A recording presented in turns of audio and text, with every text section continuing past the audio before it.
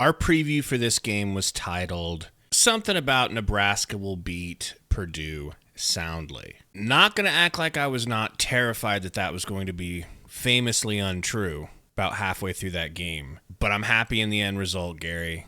They came alive. Dare I say they exploded in the second half. Final score being 28-10, and it was a garbage touchdown at the end of the game. I'm not saying that I'm excited to play better Big Ten teams, but for me, that was best case scenario of what could have happened in the second half to make things feel okay going forward. Yeah, it was Jekyll and Hyde type situation from the first half to the second half. I said something to you after our stream got taken down.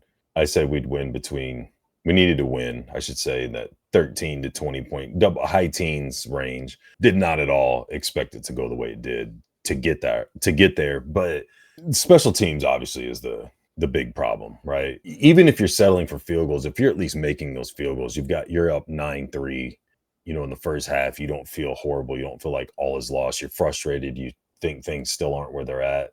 But when you're unable to get in the end zone and then you have zero chance of making a field goal whatsoever, I was losing my mind. Why are we even attempting him anymore? You're better off going for it on fourth down because your greatest asset is Dylan Raiola in the passing game.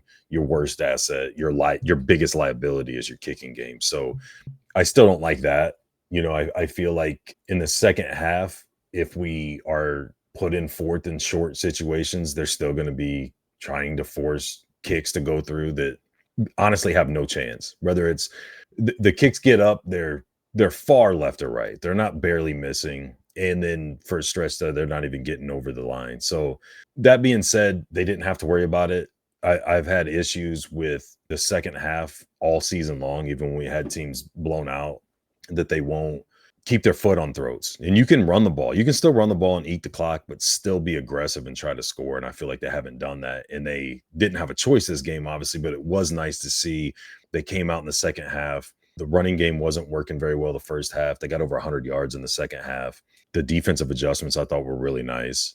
They did a lot better tackling, a lot better stopping the run. They got to the quarterback, but Purdue's biggest weakness is the pass game, right? So like I'm not crazy with that. To me, the other big thing, and it's been an issue for a while, I hate being that guy, but this just kind of solidified it for me. I don't understand what the refs have against Nebraska. The absolutely horrible offensive pass interference call on Fedoni that they reviewed and clearly saw there wasn't even a little contact, let alone contact that warranted the flag, and they upheld it. They didn't overturn it.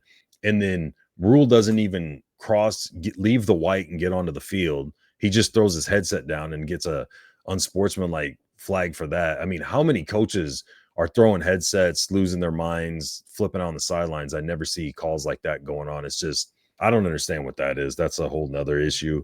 Absolutely, I don't feel good going forward, especially you see what Indiana has been doing pretty well, and they were in a close game and they started pulling away from Maryland a little bit ago. Rutgers beat Washington last night. They've looked good. I don't feel great. Earlier in the season, I thought those games would be wins, and once we got going a few games in, I was like, oh yeah, we should win those games pretty comfortably. Now I'm worried if we're going to win at all. A big part of that is I think our defensive backfield is a bit of a liability. One, I think at this point, Sayer Wright is our best man-to-man corner, and he obviously went through some issues, was banged up. We heard how good Bly Hill was. I don't know, but he's injured, so we haven't been able to see him. Tommy Hill's dealing with his plantar fasciitis. So, I mean, between the injuries and then the guys that you have out there, they're pretty much zone type guys. That worries me going forward against more explosive type offenses. Like I'm almost left with more question marks after this game than I had going in, and I had some after that Illinois game, but you were saying you're worried going forward, and I am too. However, I don't think there's no shot for things to be positive going forward because we are Jekyll and Hyde right now. I think it's possible that we could show up and be whichever one of those is the good guy, I don't remember, like we were in the second half, like we played for the majority of the game versus Illinois. If that team shows up from the jump, things could be good.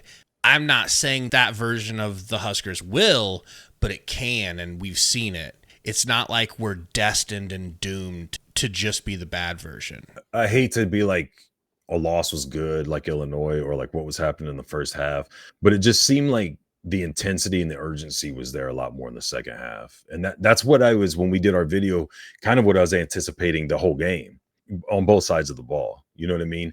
And you're going to have to establish the run quicker against some of these other teams as you're going forward, because if you're unable to run the ball and they can just focus on the pass, as good as Royal is, as good as the receivers are, you can't be one dimensional and play even average teams in the Big Ten and get wins or be in a position to come out in the second half, of a 0-0, 3-3, whatever type. Like, that's just not realistic. So in my opinion, as well as all the receivers and like Fedoni, especially today, and tight ends have been this season in the passing game, I think you really have to figure out how you can get Alex Bullock more involved in the passing game, because I think he's hands down your best blocking receiver.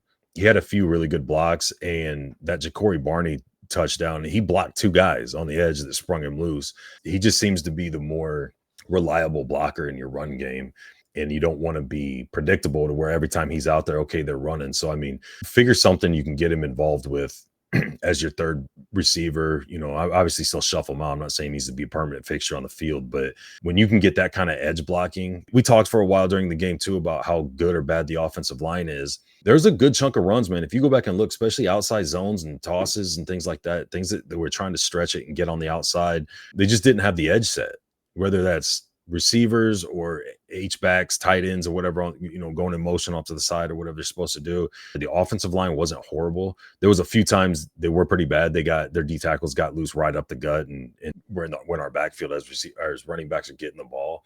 But if you want to get that outside run game going, you've got to have your best blocking receivers in there, and you have to be very, very careful that you don't do something that looks like a hold, because it's going to come back on us. Like, we know that now. No matter what, the slightest penalty, the thing that maybe could be, if you skew it a certain way, could be a penalty. We're going to get those flags.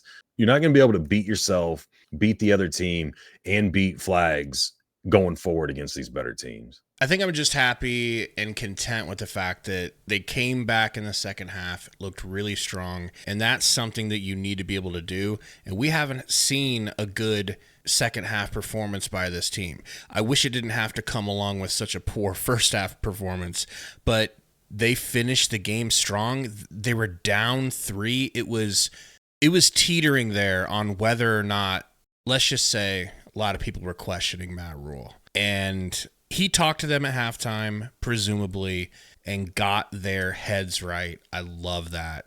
Tell us what you guys think about this game. Are you on the positive side of things or the negative side? We'll see you guys soon. Go Big Red.